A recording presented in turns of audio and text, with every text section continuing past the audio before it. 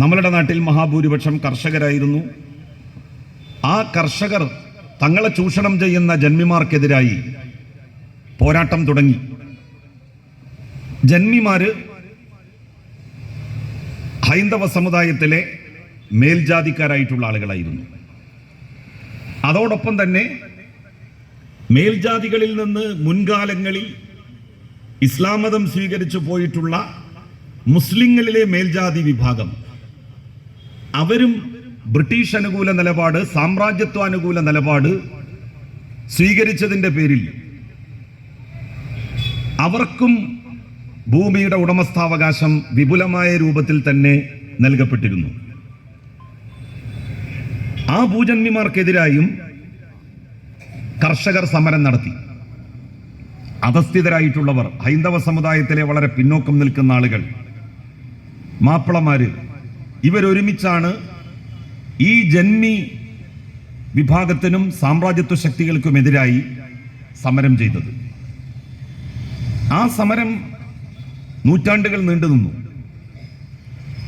1921 ഖിലാഫത്ത് പ്രസ്ഥാനം ആരംഭിച്ചതോടെ സമരത്തെ പ്രോജ്വലിപ്പിക്കാൻ വേണ്ടി മഹാത്മാഗാന്ധിയുടെ നേതൃത്വത്തിൽ ഒരു ശ്രമം നടന്നു.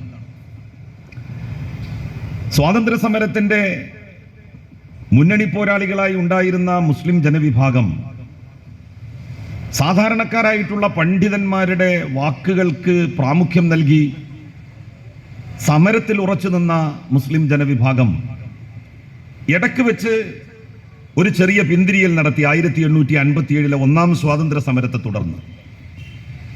കാരണം ഒന്നാം സ്വാതന്ത്ര്യ സമരത്തിൽ വ്യാപകമായ രൂപത്തിലാണ് നാശനഷ്ടങ്ങൾ അവർക്ക് വരുത്തിയത്.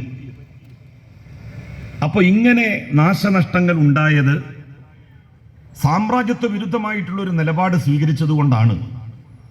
അതുകൊണ്ട് ഇനി ആ വയ്യാവേലിക്കൊന്നും പോകണ്ട, പഠിച്ച് ഉന്നത വിദ്യാഭ്യാസം നേടി സർക്കാർ ജോലികളിലൊക്കെ കയറിപ്പറ്റാനുള്ള ശ്രമമാണ് പിന്നോക്ക വിഭാഗങ്ങൾ പ്രകടിപ്പിക്കേണ്ടത്, കാണിക്കേണ്ടത് എന്ന അഭിപ്രായം സർ സയ്യിദ് അഹമ്മദ് ഖാൻ മുന്നോട്ട് വെച്ചു. അദ്ദേഹം വളരെ ചിന്തിച്ച് ആലോചിച്ചാണ് അത്തരത്തിലുള്ള ഒരു തീരുമാനം കൈക്കൊണ്ടത്.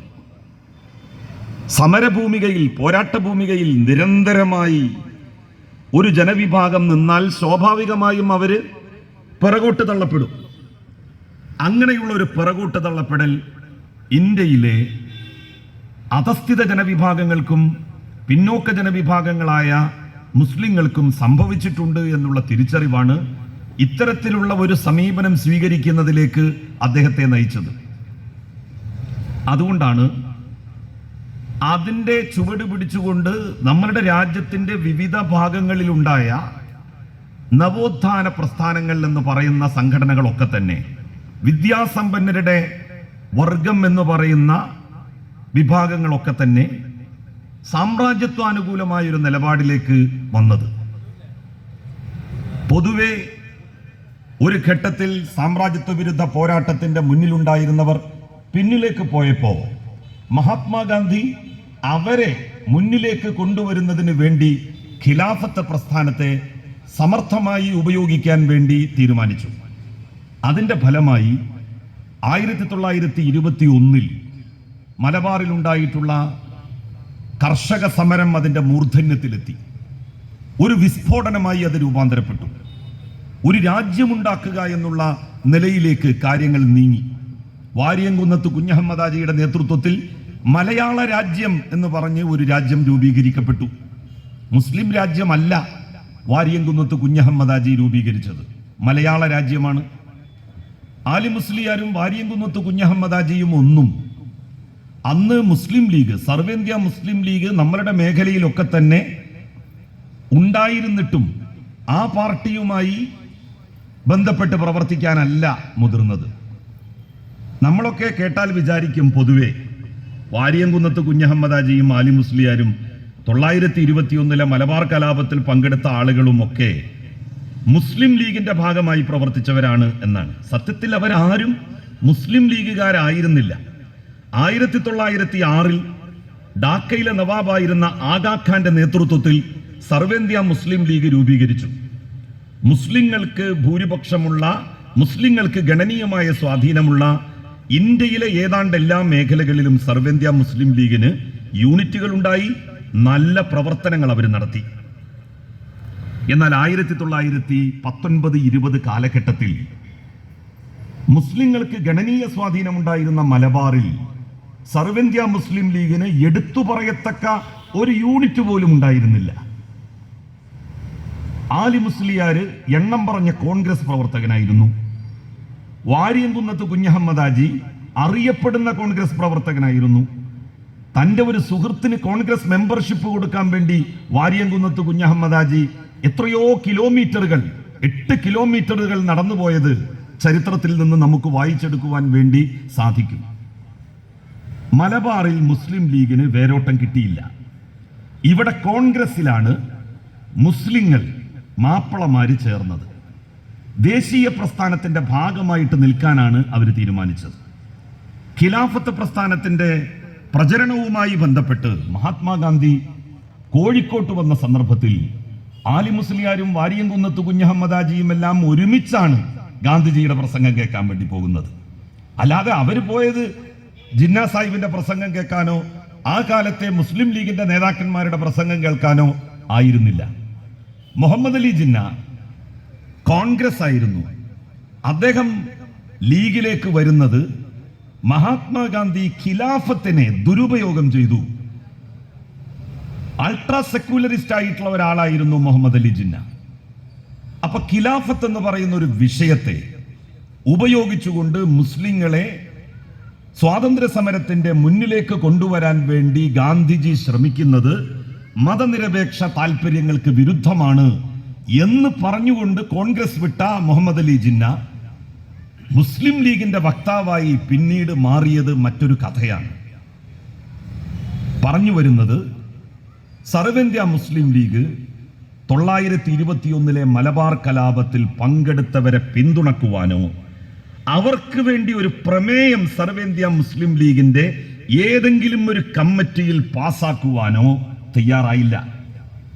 കാരണം മുസ്ലിം ലീഗിനെ ചൊടിപ്പിച്ചത്, സർവ്വേന്ത്യാ മുസ്ലിം ലീഗിന്റെ കേന്ദ്ര നേതൃത്വത്തെ ചൊടിപ്പിച്ചത്, മുസ്ലിങ്ങൾക്ക് ഗണനീയമായ സ്വാധീനമുണ്ടായിട്ടും ഇന്ത്യയുടെ മറ്റുള്ള മേഖലകളിലൊക്കെ തന്നെ മുസ്ലിം ലീഗിന് നല്ല ബർത്ത് കിട്ടി,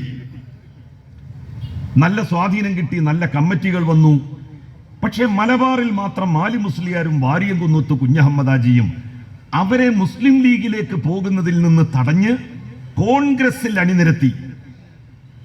ആ ഒരു ദേഷ്യം, ആ ഒരു ഈർഷ്യം സർവ്വേന്ത്യാ മുസ്ലിം ലീഗിന്റെ കേന്ദ്ര നേതൃത്വത്തിന് മലബാറിലെ മാപ്പിളമാരോട് ഉണ്ടായിരുന്നു.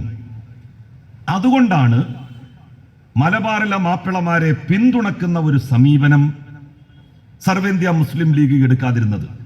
921 കലാപം അടിച്ചമർത്തി.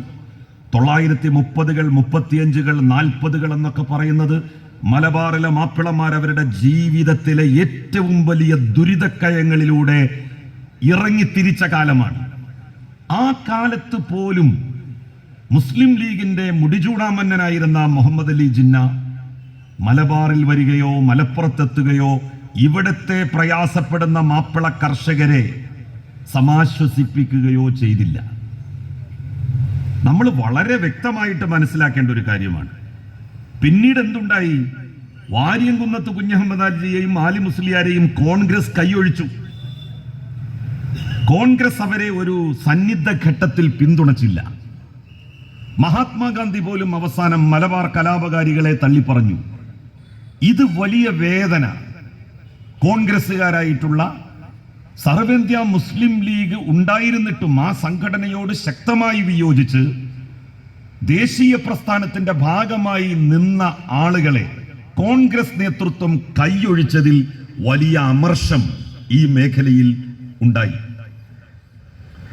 ആ അമർഷം 947 ശേഷം മുസ്ലിം ലീഗിന്റെ കേരള സ്റ്റേറ്റ് നേതൃത്വം, സർവ്വേന്ത്യാ മുസ്ലിം ലീഗ് പാകിസ്ഥാൻ വിഭജനത്തോടുകൂടി അങ്ങോട്ട് പോയി.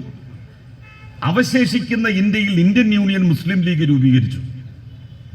ആ മുസ്ലിം ലീഗിന്റെ ഭാഗമാക്കാൻ വേണ്ടി ഈ നിരാശരായ കോൺഗ്രസിൽ ഇനി പ്രതീക്ഷയർപ്പിച്ചിട്ട് എന്ത് കാര്യം എന്നുള്ള ചോദ്യം ചോദിച്ച് ആളുകളെ മുഴുവൻ കോൺഗ്രസ്